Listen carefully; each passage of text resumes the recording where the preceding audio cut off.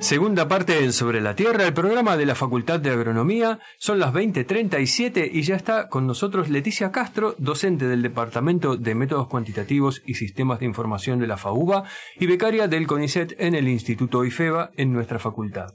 Leticia abordará el tema de la productividad de los mallines de los Andes centrales de nuestro país. Específicamente nos va a explicar cuáles son los controles de la productividad en estos humedales tan importantes para la producción ganadera en la región. Hola Leticia, bienvenida, gracias por estar en Sobre la Tierra. Hola, buenas noches Pablo, Sebastián, muchas gracias por la invitación, un saludo para toda la audiencia. ¿Nos podrías contar un poco sobre los mallines? Sí. ¿Qué son? Bueno, buena pregunta, porque la verdad es que los mallines, como se los conoce en la Patagonia, o Las Vegas, como los conocía yo en el centro y norte del país, también que se les menciona así, son principalmente pastizales. Pastizales con una característica muy particular, que es que están vinculados siempre a cuerpos de agua y que están rodeados de ambientes áridos, digamos, se encuentran en una matriz árida, lo cual hace que sean ambientes que son sumamente importantes. Yo siempre, para pensar en la descripción de mallines o de vegas, lo que digo es que pienses en un oasis, donde hay muy poca cobertura, muy poca vegetación, y en el medio ves ese lugar terrenal ahí de agua y vegetación. Bueno, eso si estás paseando por la Patagonia o por la región de los Andes y lo ves, eso seguramente es una vega o un mallín. Y bueno, te decía, son muy importantes principalmente porque tienen una alta productividad. ¿Qué quiere decir esto? Que son los principales encargados quizás de proveer de carbono al sistema. O sea, es el lugar en donde van los herbívoros y comen, donde también tienen agua. Son realmente, a pesar de ser pequeños en superficie de lo que ocupan en relación al entorno, son muy importantes. Y bueno, está bueno estudiarlos y conocer cómo funcionan. Perfecto. ¿Nos puedes contar un poquito con qué objetivo los estudiaste? Sí, bueno, el trabajo por ahí del que nace toda esta entrevista estaba focalizado en la provincia de San Juan, en el norte, donde en ese momento que empezamos a estudiarlos, estaba la idea de que estos ambientes estaban siendo degradados, o sea que su productividad había disminuido. Y frente a esa idea queríamos cuantificar si era real, si estaba pasando, cuánto había disminuido su productividad. Además, entender si eso estaba relacionado con algunos factores, como por ejemplo el clima, o sea, precipitación, temperatura a nivel local, o por ejemplo el fenómeno del Niño, ¿no? Tan famoso hoy, o si estaba más vinculado con la actividad humana que se realizaba en la zona. En ese momento, cuando lo empezamos a estudiar, lo estaba pensando principalmente para lo que es la actividad minera. Había ahí una mina muy importante, que era Veladero, y entonces, bueno, pensando en que a lo mejor esa actividad minera estaba siendo la que producía esa degradación, empezamos a estudiarlos, digamos. ¿Cómo tenían pistas de que estaba bajando la productividad? Era más bien una apreciación, o sea, de las personas que estaban relacionadas por ahí con la Secretaría de Ambiente de la provincia, y estaba también esta idea, ese fantasma por ahí en lo que era justo en contra de la minería, como no, porque la minería hace desastres en el ambiente, que digamos, no voy a entrar en ese detalle porque no es esa la idea, pero por lo menos respecto a estos ambientes, bueno, estuvo como bueno poder cuantificar qué es lo que estaba pasando y poder saber si, bueno, ahora cuando cuente los resultados, si lo que estaba pasando era por eso o no, digamos.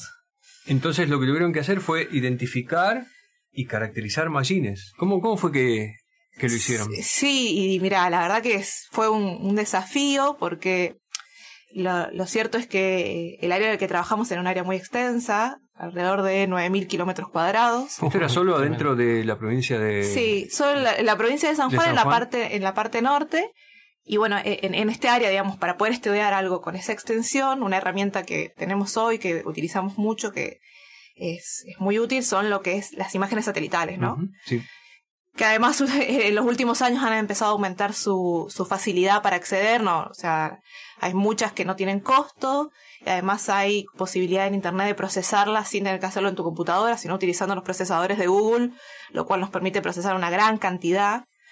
Entonces, bueno, teniendo esas facilidades, utilizamos imágenes satelitales específicamente de un sensor denominado, o sea, de una misión denominada Landsat, que tiene información desde la década del 70, o sea que también podemos viajar en el tiempo. Claro. Eso, la verdad que está buenísimo. Y que la información que te brinda esa imagen, que es como una foto aérea, pero con un poco más de información, no solo de lo que uno puede ver con los ojos, sino que tiene que ver con lo que se refleja en términos de energía en otras partes del espectro que nosotros no podemos capturar con nuestros ojos. Entonces eso también está bueno, que te permite caracterizar de otra manera la superficie de la Tierra. Y utilizando entonces, de vuelta, estas imágenes, lo que hicimos fue, por un lado, como decías vos, identificar en dónde estaban. Entonces estos lugares que no podemos acceder, que son en medio de las montañas, claro, por ejemplo, ¿no? Si se imaginan que entre los caminos y todo, no, es difícil el acceso, con esta imagen desde los satélites podemos identificar cuáles son las áreas en donde hay vegetación. Gracias a que estas imágenes de vuelta proveen información que es mucho más allá de nuestros ojos. Y a su vez, esa información que la podemos procesar y generar un índice que se conoce como el índice de vegetación normalizada, se relaciona o se vincula muy bien con lo que decíamos de la productividad al principio, de esta capacidad que tienen estos ambientes de proveer alimento para el ganado, por ejemplo. Esto nos permite ver a través del tiempo, ya que decíamos que habían imágenes desde 1972, qué es lo que estaba pasando con estos ambientes en el tiempo. Y bueno, esa fue la forma en que nosotros pudimos, por un lado, identificar y por el otro lado, caracterizar qué era lo que estaba pasando con estos ambientes. ¿Y encontraron muchos?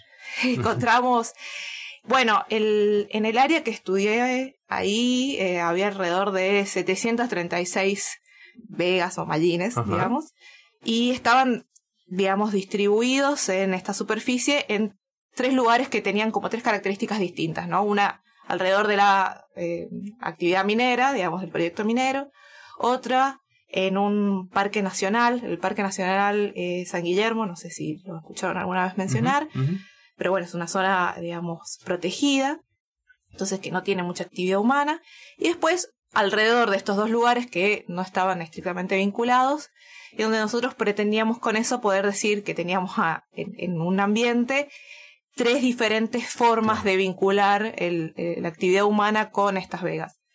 Y a su vez, en un ambiente que más o menos estaba bajo las mismas condiciones climáticas, ¿no? Que también habíamos dicho que queríamos entender qué factores climáticos estaban interviniendo en esta productividad. Entonces, bueno, un poco que teníamos esa posibilidad.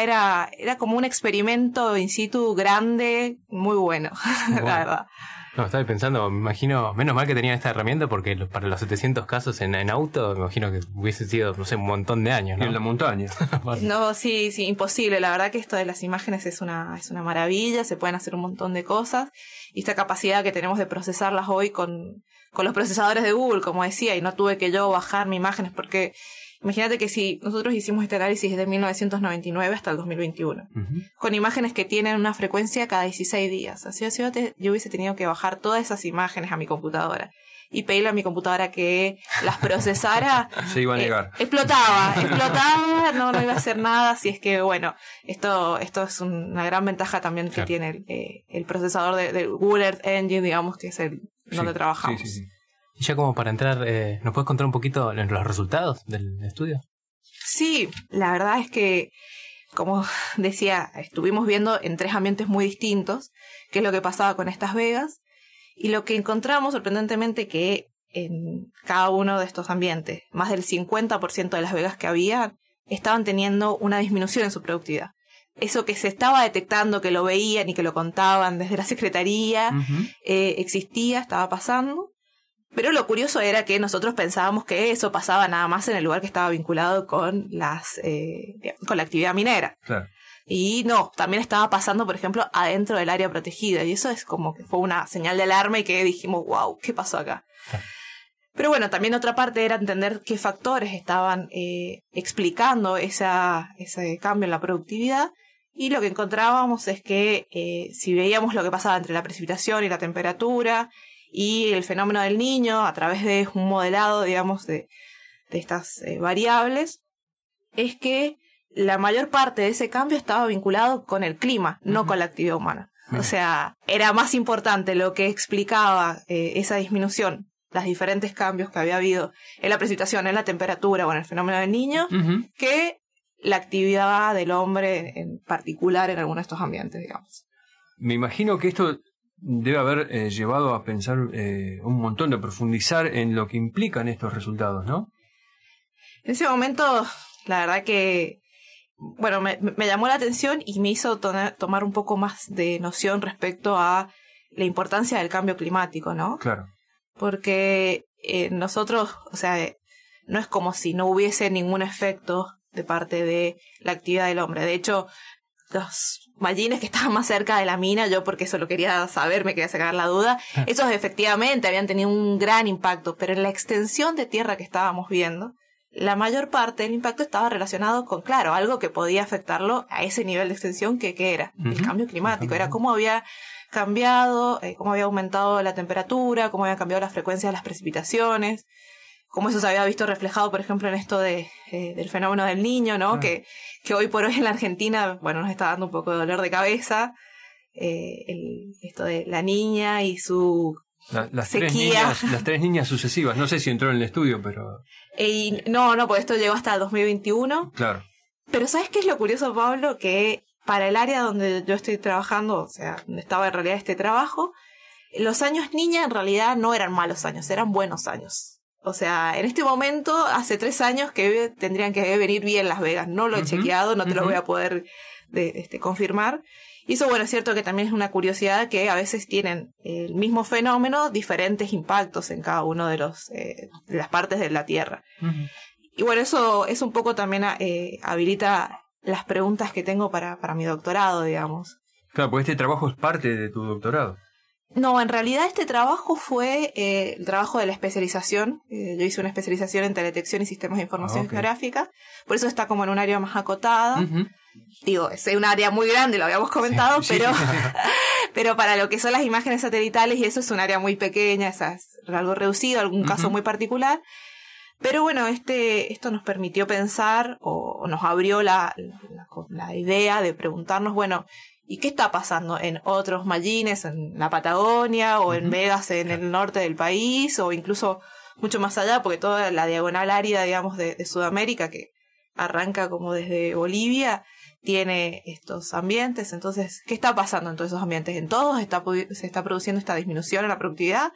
¿O de repente en algunos no, en algunos está aumentando? Porque justamente los mecanismos que regulan tanto la precipitación, la temperatura o el fenómeno del Niño que regulan esos diferentes ambientes, tiene un efecto distinto. Entonces, a lo mejor, no sé, no solo pasa como nos pasa acá, que en La Pampa la niña hace estragos, pero probablemente a Las Vegas, allá en San Juan, ya que tienen una buena relación con los años niña, les esté yendo bien. Mira. Tenemos que seguir explorando eso y conocer qué es lo que está pasando, o es la idea por lo menos del doctorado, y conociendo qué está pasando en las otras partes. Ahora te traigo un poquito de nuevo a las de San Juan. Ustedes tenían identificado, al principio de la entrevista hablamos un poquito de la ganadería. No sé si ustedes tenían identificados cuáles eran los mallines que estaban siendo usados para esa actividad. Sí, no específicamente, o sea, es cierto que lo que es en la Patagonia Argentina son, digamos, no sé, la principal fuente de forraje es los mallines, ¿no? Y en esta zona de San Juan, como el desarrollo ganadero, más bien igual relacionado no con vacas, ¿no? ni con ovejas como puede ser en la Patagonia, sino a lo mejor caprino, es como algo un poco más disperso y no está identificado. De hecho, es un tema que tienen, que no lo tienen identificado ahí en la provincia de San Juan. Entonces no podíamos nosotros saber puntualmente cuáles eran las vegas que estaban por ahí afectadas, y lo que hicimos fue suponer que las que no estaban adentro del área protegida, porque el área protegida no se podría, digamos, utilizar, eran las que estaban vinculadas con este tipo de actividad. Claro. Sí, como que fue un supuesto que tuvimos. Hay una cosita antes de irnos, estuvo buenísimo, la verdad. ¿Nos podés contar si tuviste la chance de ir a alguno de estos mallines en San Juan? No alguno que haya yo identificado particularmente, sí, cuando estoy en San Juan y paseo, que por cierto recomiendo a toda la audiencia que vaya por San Juan y pasee, que es una provincia hermosa, los puedo ver y los puedo identificar y está súper interesante. Pero no particularmente alguno que yo haya visto con las imágenes por ahí. Eso es lo que pasa con las imágenes, que me permite ver cosas desde lejos. pero no hago capaz ese trabajo de campo que también está bueno, digamos, de hacer ir y mirar y medir en el lugar, ¿no? No, ves cosas que los turistas no. Eso seguro. Eso seguro, ¿no? Porque desde arriba... Sí, seguro que sí. No, porque antes de la entrevista te pedimos una foto de los lugares donde estuviste estudiando y vos me mandaste una foto de un machine alrededor de montañas. Y yo dije, entre montañas, yo dije, ¡fuah! Sí. Estos machines no me lo imaginaba, la verdad. Sí, y esas fotografías, viste, que estaba muy buena. Fue algo que me compartió digamos, del personal esto que te decía de la Secretaría de Ambiente de San Juan, que me estuvieron comentando de estas inquietudes. Cuando llegó el momento de definir cuál era mi temática en la especialización, yo como que consulté ahí, bueno, qué cosas podía hacer porque tenía que ser algo que fuera aplicado en la especialización. Y digo, ¿qué puedo estudiar que sirva para San Juan? Estando yo acá en Buenos Aires, no quería ir a alguna cosa de acá que tuviese por ahí esa salida. Y bueno, y me sugirieron que estaba esa duda, esa inquietud, y entonces por eso, y ahí me pasaron esas fotitos. Buenísimo. Pero sí, está bueno, sé que están, las he visto, pero no fui yo la que sacó esa foto, voy a decir la verdad. Bueno. Leticia, tenemos que cerrar la entrevista. Nos encantó tenerte, nos encantaron los resultados, y esperamos que cuando haya respuestas a esas nuevas preguntas nos vengas y nos cuentes cómo te fue. Bueno, sí, va a ser un placer, la verdad que ha estado muy buena la charla. Y bueno, muchísimas gracias por sus preguntas y su calidez, Pablo, Sebastián, han sido muy, muy amables. Gracias. ¿Vamos a un corte?